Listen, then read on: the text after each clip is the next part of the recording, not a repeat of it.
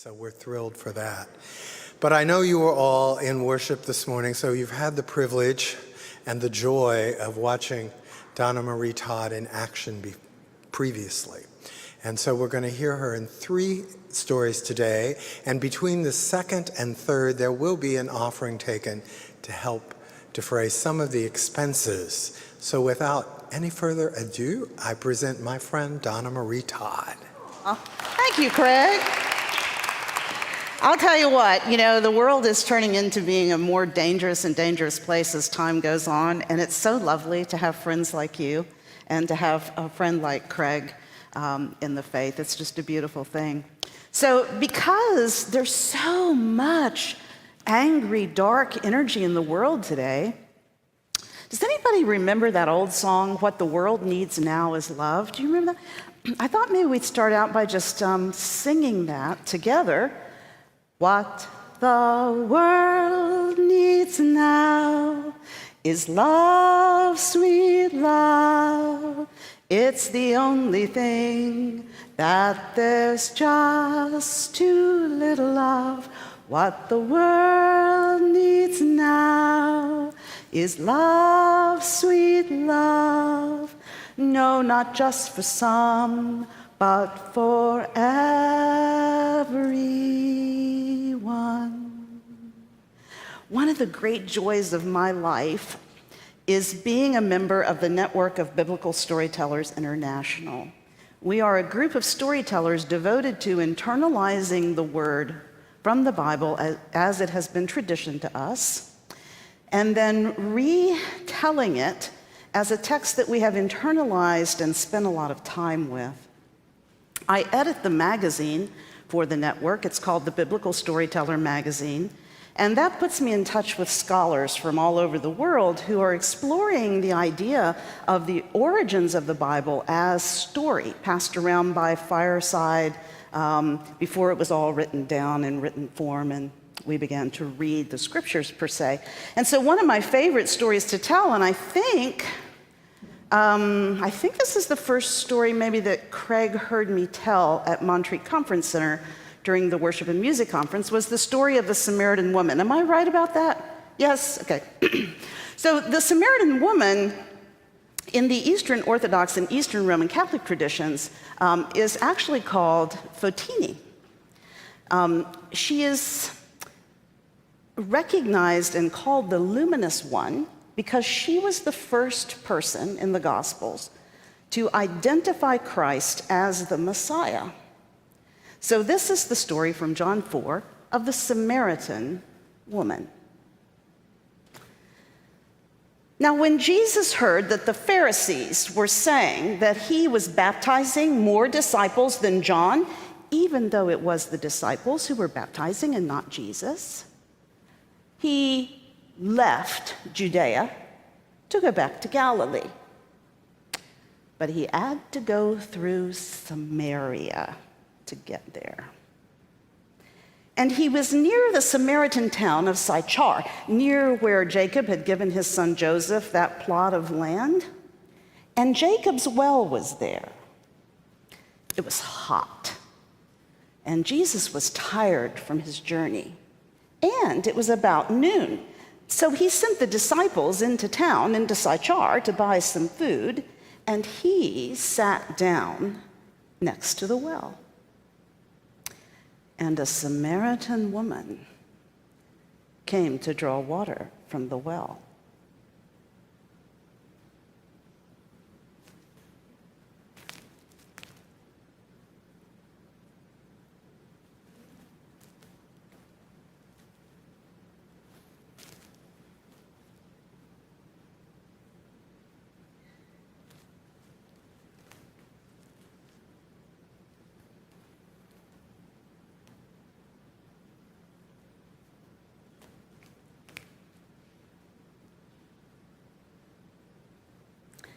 And Jesus said to the woman, "Give me a drink." And the woman said, "How is it that you, a Jew, are asking me, a Samaritan woman, for a drink? Do you not know that Jews and Samaritans do not share things in common? And Jesus said to the woman, if you knew the will of God and who it is that is asking you for a drink, you would have asked him, and he would have given you living water.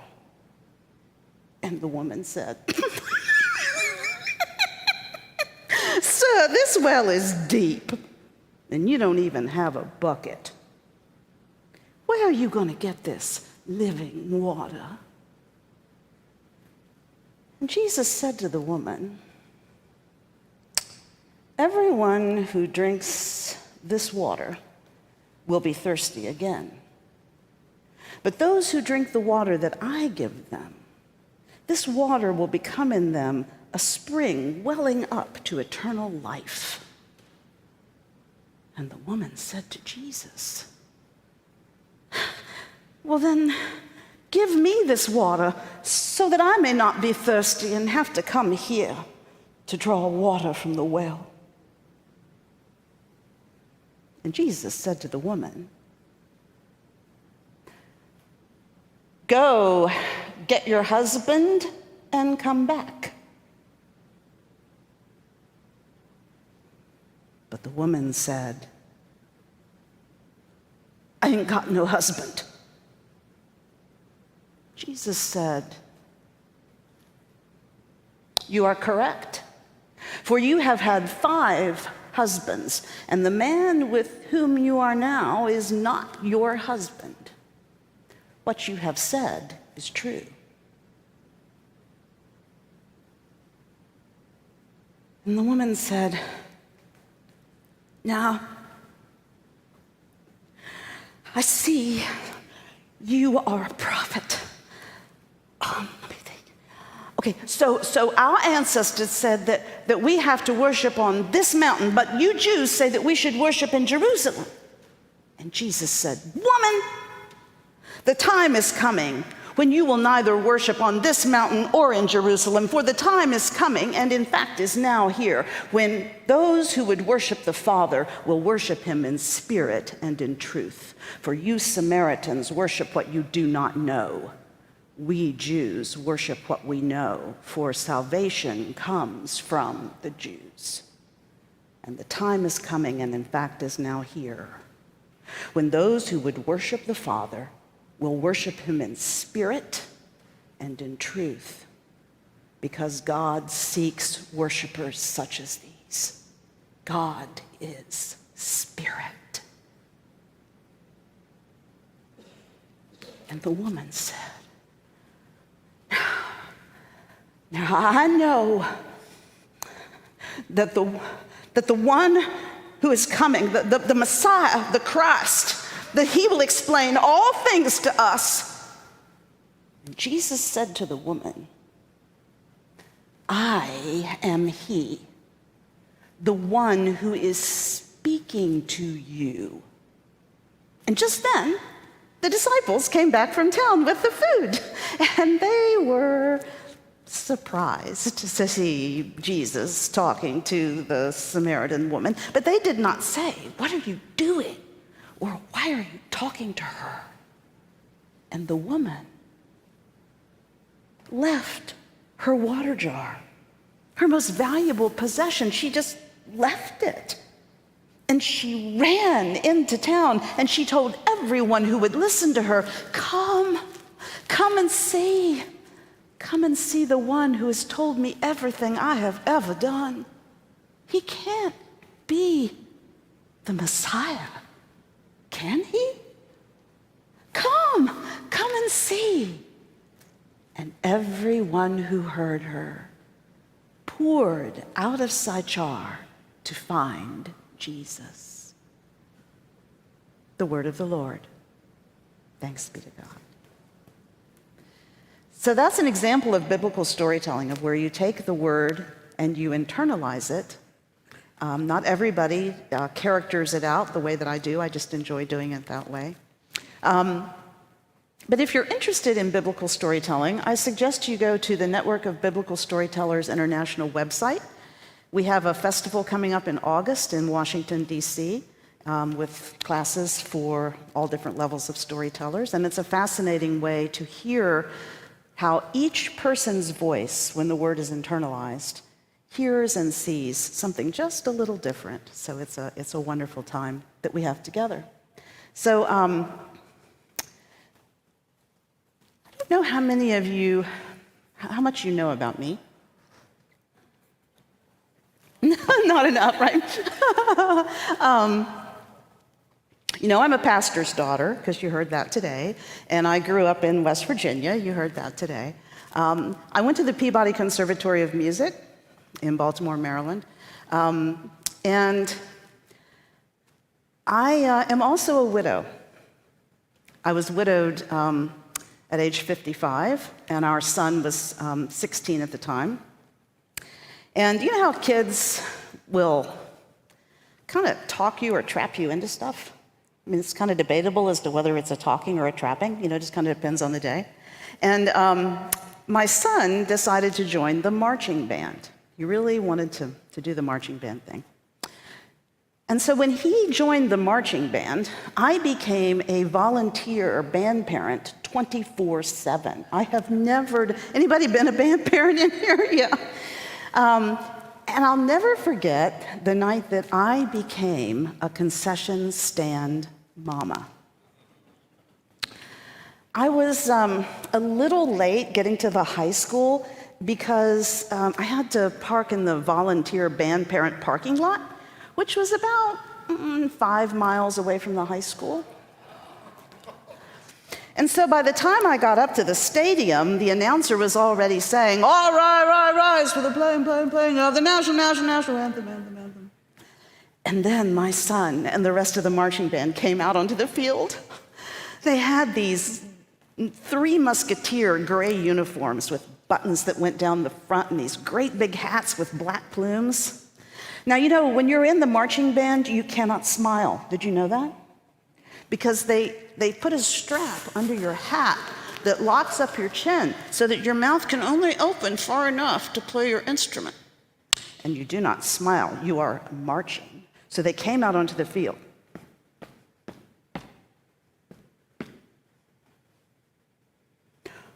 Oh, say, can you see by the dawn's early light what so proudly we hailed at the twilight's last gleaming, whose broad stripes and bright stars through the perilous fight gave proof through the night that our flag was still there. Oh, say, does that star-spangled banner yet wave o'er the land of the free and the home of the brave?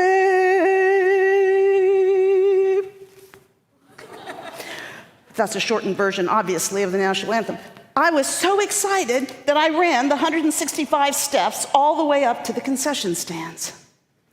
And I reached for the handle on the door that had the hand-lettered sign that said, "Marching Parents Only," underlined 3 times with a red pen.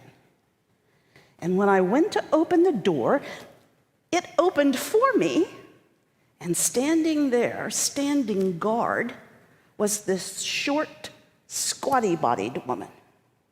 And she said, "Whoa, whoa, whoa. Just where do you think you're going?" I said, "I'm a new band parent, and I'm here to volunteer in the concession stands."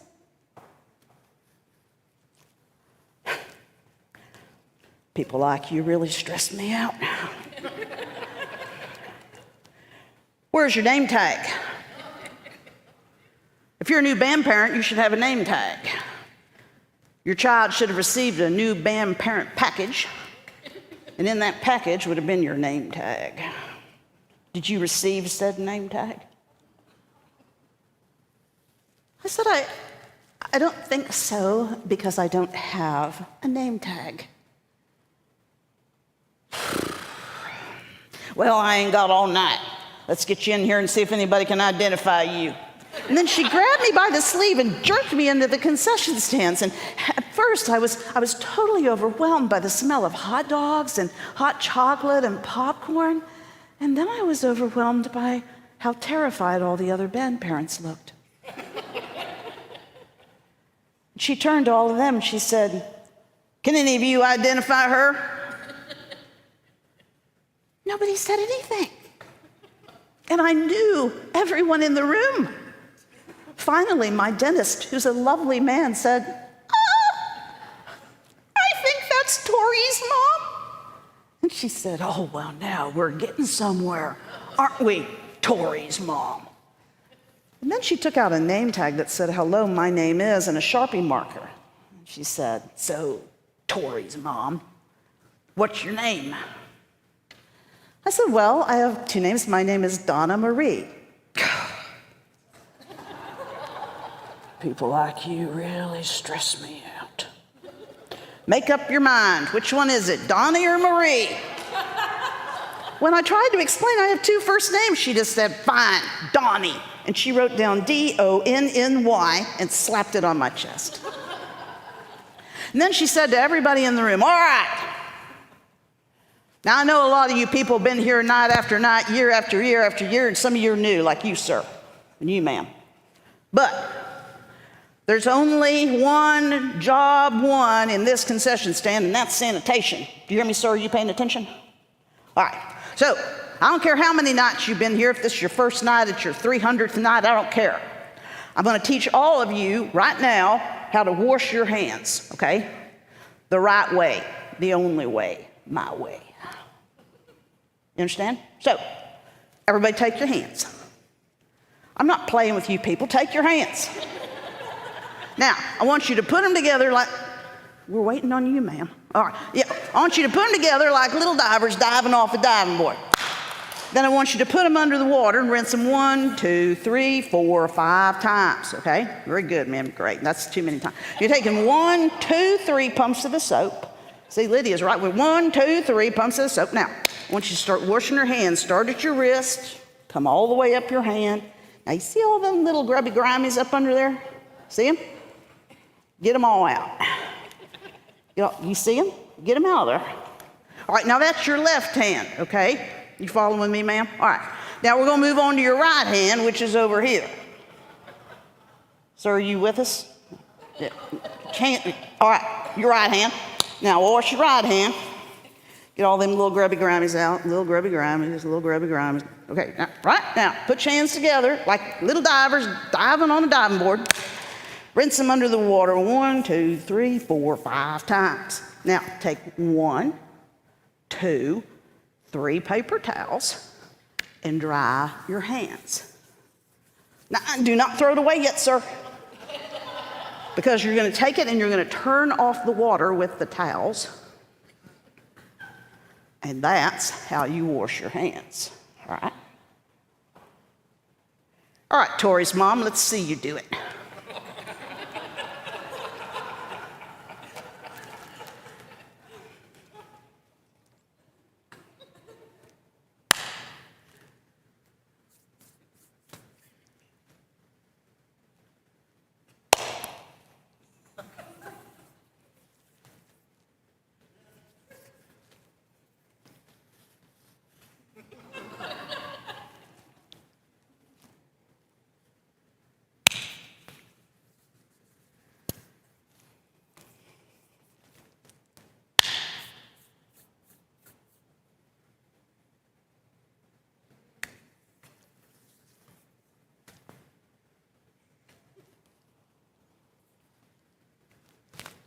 Not bad.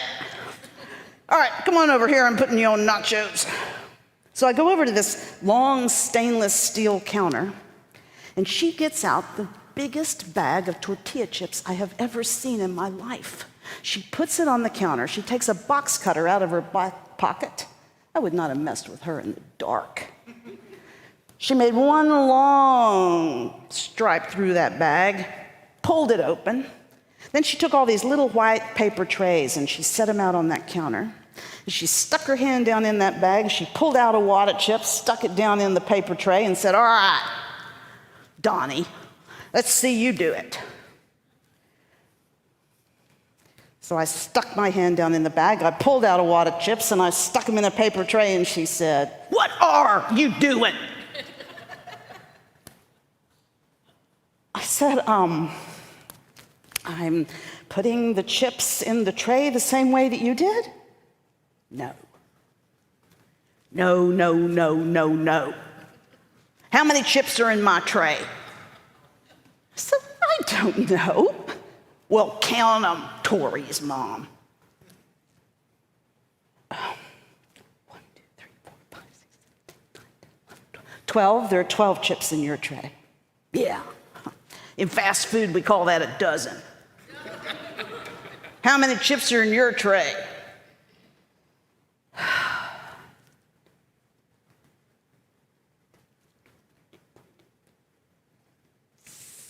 17? Yeah. And in fast food, we call that profit.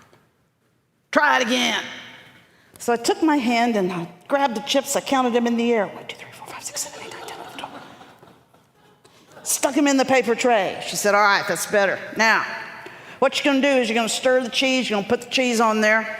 Then if it's chili nachos, there's a chili over there. You put some jalapenos on there, Now, this is the important part. You see this man right here? He's an order taker, all right? So he's going to say nachos. Nachos. He's going to say it real loud. Nachos. He's going to say nachos, and you're going to say nachos so that he knows that you heard him, okay? Now, you see this woman right here? Raise your hand, man. She's the runner, all right? So he's going to give you the order. He's going to say Nachos. really loud. Nachos. And you're going to say nachos so that he knows that you heard him. Then you're going to make the nachos. Then you're going to say nachos up. And the runner's going to come and get them. All right? You understand? I said, "Yes, I think so." So the orders started coming through. Nachos. Nachos! "What are you doing?" I said, "I'm telling the order taker that I heard the order." No. No, no, no, no, no. This is not the Grand Ole Opry. Just nachos. No nachos, just nachos. Okay? That kind of took all the fun out of it. So I started making the orders as fast as I could. Nachos. Nachos. I take the chips, stir the plastic cheese. Pour the cheese on there, nachos up, the order come through. Nachos. Nachos, I take the chips, put the plastic cheese on there, nachos up. Then the order I've been waiting on all night come through. Chili cheese nachos. Chili cheese nachos. Chili cheese nachos coming up. I was the nacho queen. I took those chips over, I stirred the plastic cheese. I covered them in plastic cheese. Then I took a big dollop of that canned chili and I plopped it all over those nachos. And then I took 3 jalapeno pepper rings and I garnished the nachos because I am an artiste. And then I said, "Nachos up!" And I headed toward the runner, but I didn't see that heavy electrical cord that they had taped across the floor until my toe caught on it, and those chili cheese nachos flew up in the air. And then they came back down. 1, 2, 3, 4, 5, 6, 7, 8, 9, 10, 11, 12, all over that woman. You are off nachos. Did you see that? Did you see that? What is it? I said, I don't know. What are you doing? I said, I don't know what I'm doing. She said, now you are no longer sterile. And I wanted to tell her, oh, yes, I am, too. But it just didn't seem like the right time. She said, wash your hands again.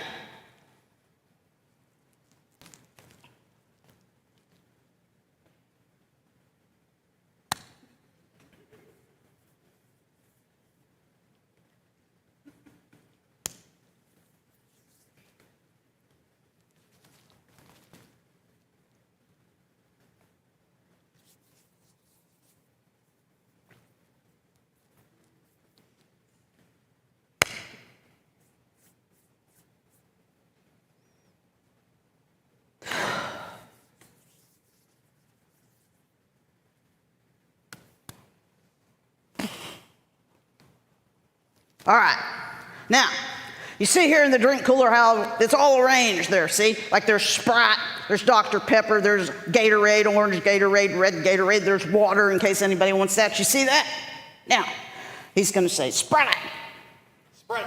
And you're going to say Sprite. Just Sprite. No Grand Ole Opry.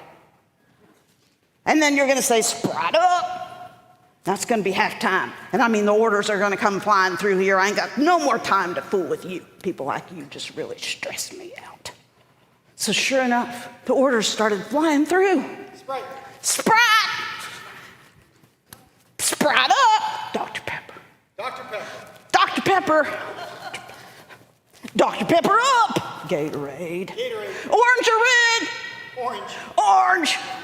Orange Gatorade up! Sprite. Sprite. Sprite!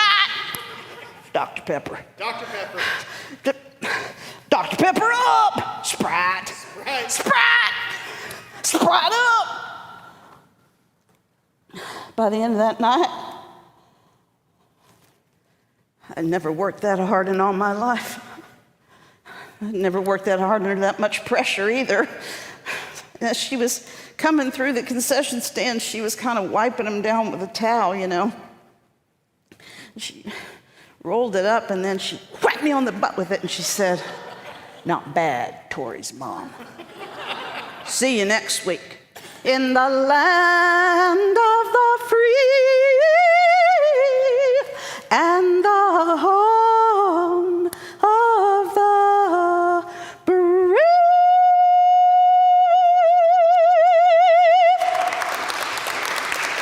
Thank you. Thank you very, very much. There's nothing like being a band parent, I'll tell you that. So, or a scout parent. I've been one of those too. Yeah, I have an Eagle Scout son. So I can tell you scouting stories all day long, but we're going to let Craig talk to you for just a minute. Just for a moment, okay?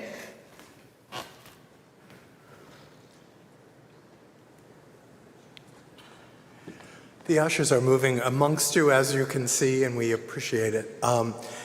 Also, in the back, Donna Marie has some CDs, one DVD, and a book for sale. The book is called Navigating Loss, and last year UPMC adopted it as the book to be used with their bereavement groups. So you might want to take a look at it. Thank you.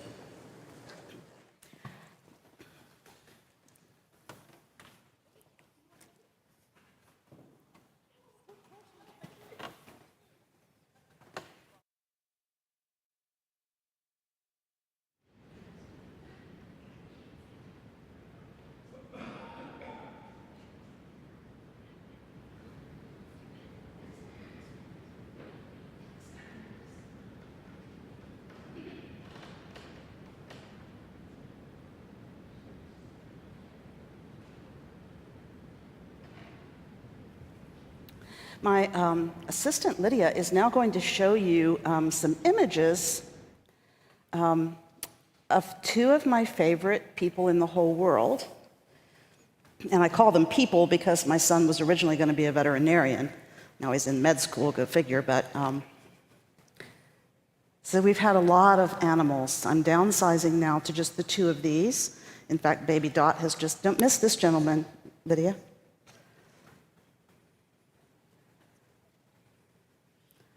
You gotta have a show and tell, you know, right? Like, well, maybe you could finish over here and then you could go, oh, that's okay, yeah. It's not every day you have an assistant like that.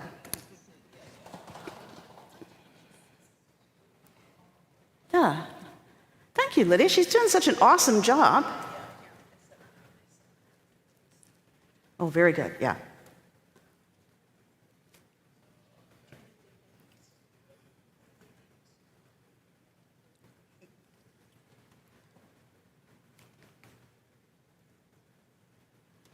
And then, okay. So, good job. And then did you need to see more? Did you see it? You got it, okay. Thank you so much. I appreciate it. Did your dad see? He was the first one? Okay. Thank you so much. Let's give her a round of applause for that. Thank you so much. So you know how your kids either sign you up or trap you into stuff. We talked about that. So Tori worked for the veterinarian for like 4 years because he was going to be a veterinarian. After his dad died, he decided he'd go to med school instead, but he signed us up for all kinds of animal rescue things, unbeknownst to me.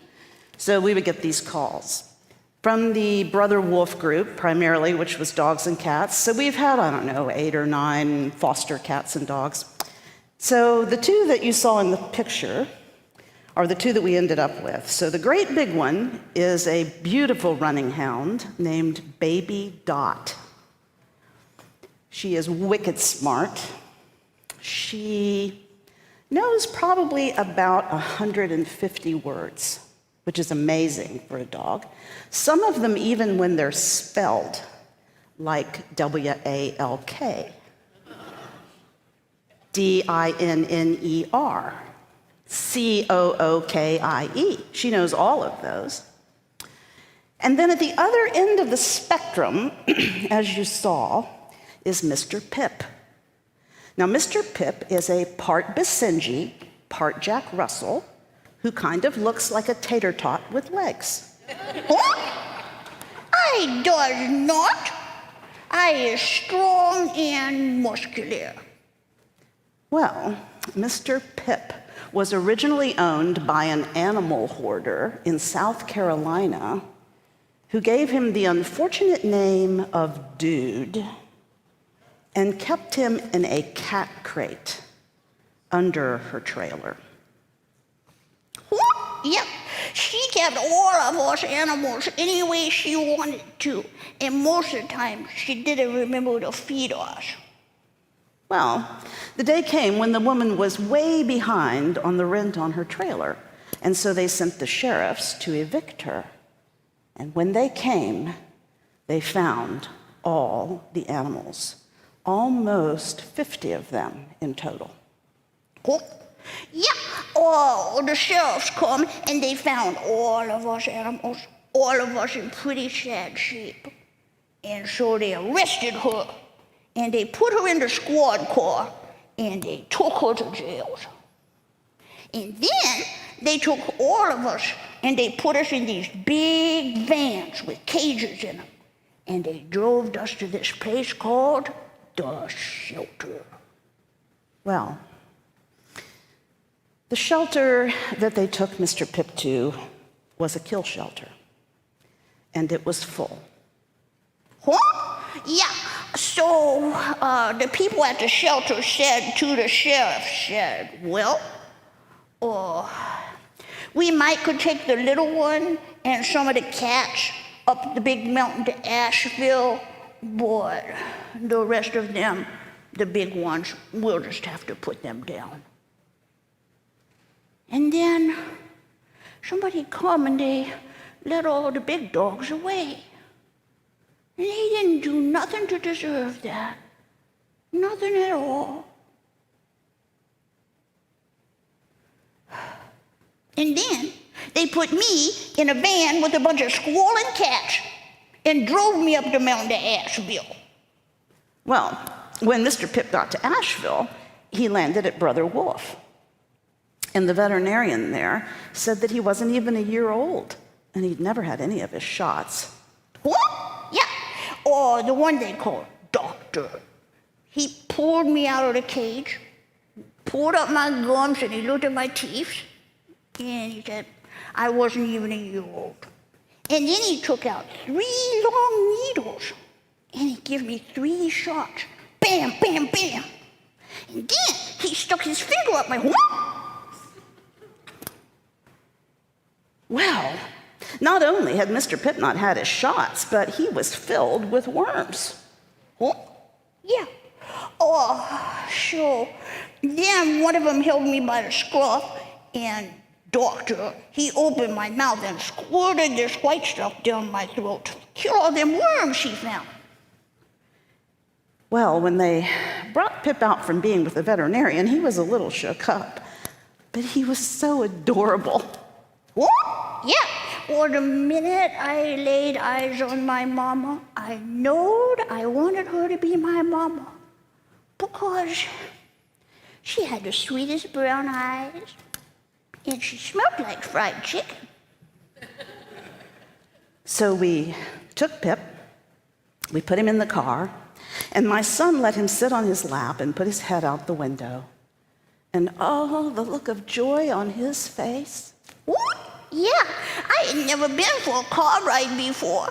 It was so fun. My ears were flying back in the wind. It was great. Well, then we got to our house, we got him out of the car, and we took him into our big fenced-in backyard.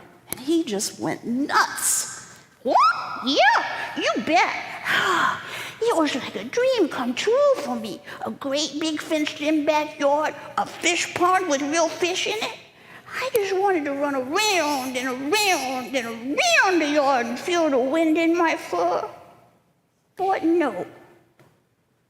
The one they call Boy, he started dragging me by the neck up to the deck. And I didn't want to go. Well, what we needed to do was put him in the big dog's crate on the deck to keep him separate from her because of the worms. But the more my son tried to put him in there, the more he wouldn't go. What? No. I had not come all that way just to be put back in a cage. We tried and tried to get him in that crate, and he just cried and cried and cried. Heck yes, I cried. I had had a hard day. I had been arrested by the sheriffs, taken to the shelter, drove up the big mountain to Asheville, had 3 shots, and then had somebody stick their finger up and whoop. And I had not gone through all of that just to go back in some cage. I wasn't not gonna do it. Well, it was clear Mr. Pip was not going to go in the crate. So we thought on it a little while, and then my son came up with the idea that maybe we could take the guest bathroom and kind of turn it into a little place for Mr. Pip for a few days. So I got an old towel, and I filled up a big bowl of water. I gave him some crunchies, and then we let him in there. And he was happy to go in there. What? Yeah, it was the biggest room I'd ever had all to myself. It was kind of a strange room, though. There was a chair, and next to the chair was a roll of paper. I don't know what they does with that. Writes letters to other people, I guess. Anyways, I drank my entire bowl of water. Then I ate my crunchies. And then I was tired. Yeah, sure. I went over to my dog bed and I laid down on the towel and I took a nap. Well, we listened at the door. Things seemed pretty quiet in there. So we watched some TV. And then about 10 o'clock, we listened again, and he was still sleeping, it sounded like. So we went to bed. And everything was really great until about 5:30 in the morning, when I awoke to the worst caterwauling I have ever heard. And then the running hound got in on it.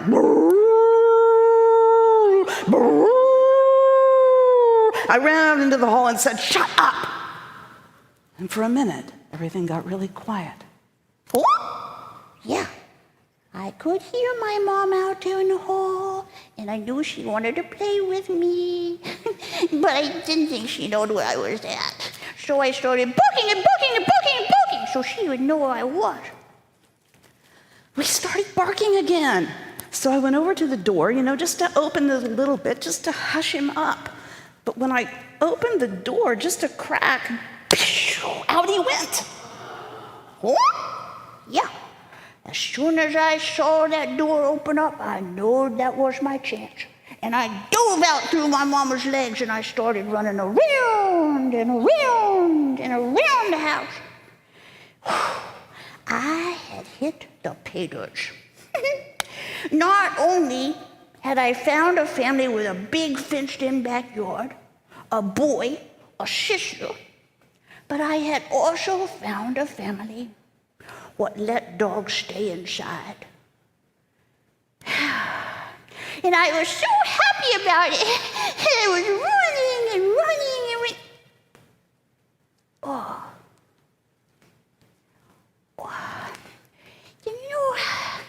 Remember how I told you I drank that whole big bowl of water?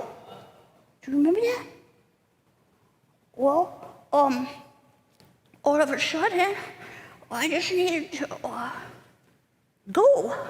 But I'd never been in a house before, so I didn't know what I was supposed to do. So I just went.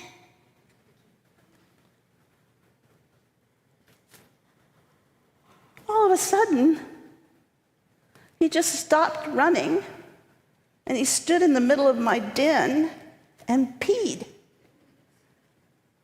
And then I realized I hadn't asked them if he was potty trained or not, but he clearly wasn't. Oh, I know. As soon as I done it, I know that I ought not to have. Because Mama's face swelled up like a toad. And she started asking all these stupid questions. Now, what is that? Huh? What does it look like it is? Now, who done that? Huh? You watch me, does it? Now, what is we going to do about that? How should I know? It's my first time to ever go in a house. But next thing I know, Mama had grabbed me by the scruff and tossed me out into the dark of the night. I picked him up and put him on the deck. And then when I went to get my cleaning supplies, it was obvious that the wormer had also started working. So by the time I got all of it cleaned up, it was about 6:30 in the morning, and there was really no point in trying to go back to bed.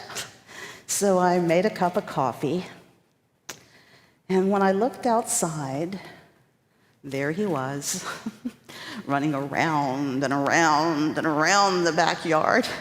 He was so cute, So I went out on the deck and I sat down in a chair, and as soon as he saw me, he stopped and his little tail started wagging, and then he ran up on the deck and he jumped up right next to me and snuggled against my leg. And when I went to pet him, I knew he was my little dog. And that's when I named him Mr. Pip. Yeah. When I hopped up there next to my mama, it made me so happy. And as the sun come up over my big new fenced-in backyard, I did the downward dog to thank the gods of it.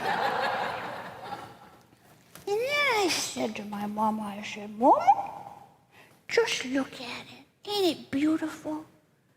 It's a brand new day. You can do anything with it you want to. It's a day when dreams really can come true. I see trees of green, Red roses too, I see them bloom, for me and for you.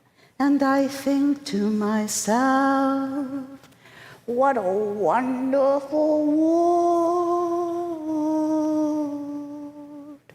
Yes, I think to myself, What a wonderful world.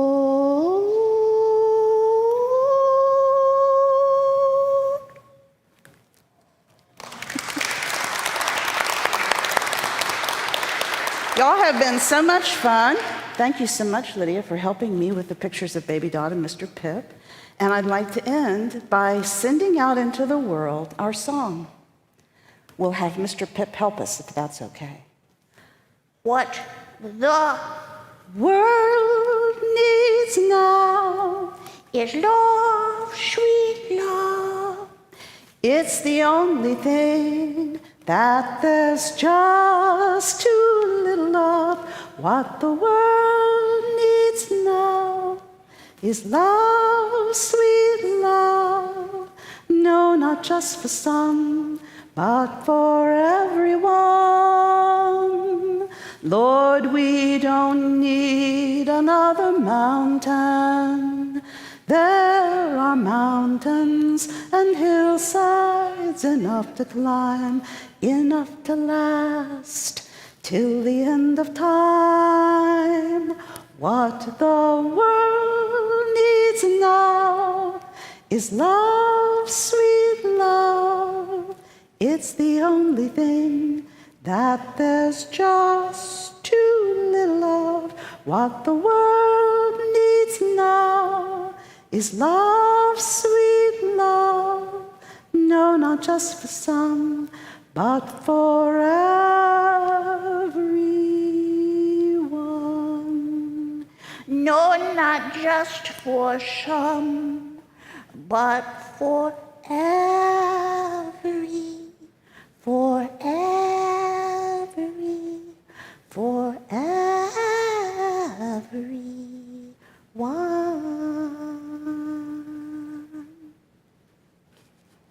Thank you all so much for having me. Thank you. Thank you, Craig Dobbins, for bringing me. And I hope you have a wonderful rest of the afternoon. Thank you so much.